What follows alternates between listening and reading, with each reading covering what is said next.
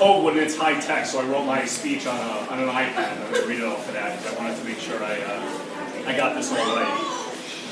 So, about words tonight, and that's mainly because Dad likes me better than my two sisters. And I've actually struggled to come up with a very eloquent speech. And that's not due to an inability to think of a million adjectives, stories, or descriptions of my father, but is due to truly being unable to effectively articulate just how much of an impact we've had on everyone in this room.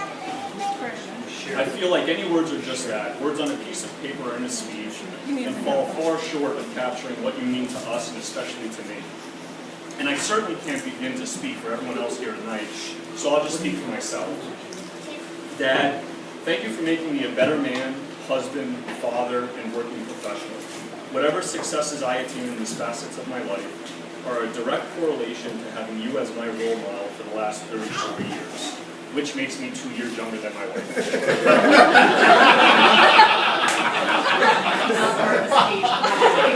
That was ad-libbed, I'm sorry. Nobody edited this. You are a constant guiding force in my life, influencing and advising me without you even knowing it. I can't begin to describe the number of times in a week I think to myself, what would Dad do? And then I do exactly that. Unless it has to do with home repair, then I usually do the opposite. I'm sure I'm not alone in this room when describing the influence you've had on people's lives. For others, it might have been less subtle, but still present nonetheless. I can't speak for my sisters, but I can see your influence in them in so many ways. In Regina, I see your tenacity and passion for family, and in Grace, I see your warmness and desire to help and care for others. I was recently speaking with a colleague at work, and they asked what you did. I said you were a physician, and they replied, that must have been hard growing up, because you probably had to miss a lot of things because of the schedule. I actually got a little choked up when I replied, you know, I can't think of a single thing that was important to me that Dad wasn't at. I never took this for granted and still don't to this day, but sometimes only through self-reflection do you learn to appreciate these aspects of your life. You created and provided an environment that ensures the best for all of us. With 3 children of my own, my greatest hope is one day they can say the same about me. You have touched every person in this room, and all of us owe some level of gratitude to you in different ways. You are the embodiment of a selfless giver. Everyone else's enjoyment and pleasure come before yours.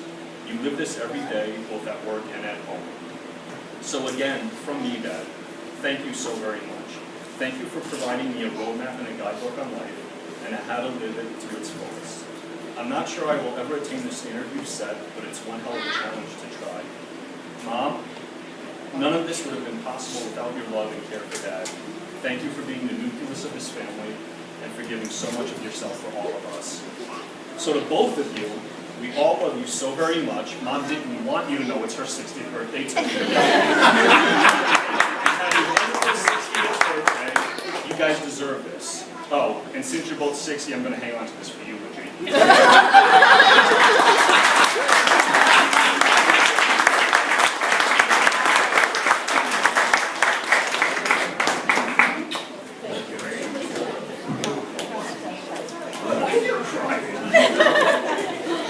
What's the matter? All right, cheers. Cheers. I guess I did something right. With 3 children, I had 3 wonderful children. Well, more than I can say proud of. 3 beautiful grandchildren, extended family that I love, and the Colewood family that I love. So thank you all for coming. And